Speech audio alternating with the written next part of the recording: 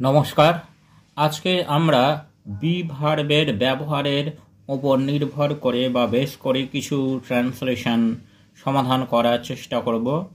আমরা গত কয়েকটি ভিডিও ধরে আর্টিকেল, প্রিপোজিশন ও বি ভার্বের ব্যবহারের উপর নির্ভর করে বা বেশ করে ট্রান্সলেশন প্র্যাকটিস করার চেষ্টা করছি। সেইগুলো আপনারা দেখবেন এবং আপনাদের মতামত অবশ্যই জানাবেন। চলুন আজকের ট্রান্সলেশন শুরু করা যাক। 1. জল হয় ঠান্ডা। জল ইংরেজি হচ্ছে ওয়াটার। ওয়াটার সাধারণত আমরা সিঙ্গুলার নাম্বার হিসেবে ধরি, তাহলে এটি প্রেজেন্ট টেন্সে ইজ। Water is cold. পাত্রটি হয় গরম। পাত্রটি, দ্য পট, এটিও প্রেজেন্ট টেন্সে singular number. Pot is hot. তুমি হও নিষ্ঠুর। তুমি, ইউ, প্রেজেন্ট টেন্সে ইউ এর পর হবে আর। You R cruel.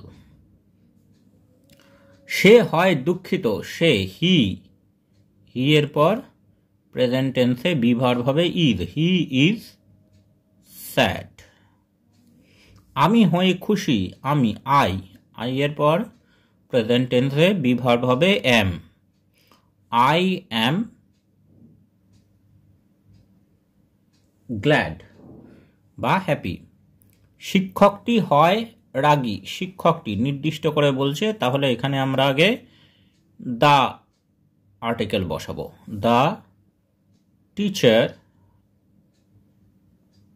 Is angry.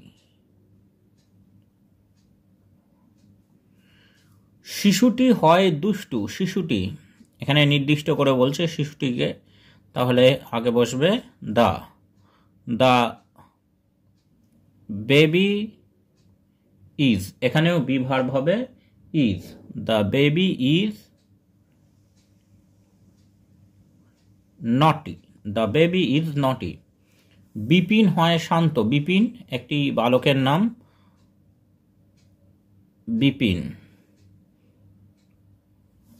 এখানে বি ভার্ব হবে ইজ। Bipin is calm. শান্ত ইংরেজি কাম। ঘরটি হয় নিস্তব্ধ। ঘরটি নির্দিষ্ট করে বলছে the room. The room is, be verb হবে is. The room is silent. পাখিটি হয় সুন্দর। দ্য বার্ড, এখানেও বি ভার্ব হবে is. The bird is beautiful. Thanks for watching this video.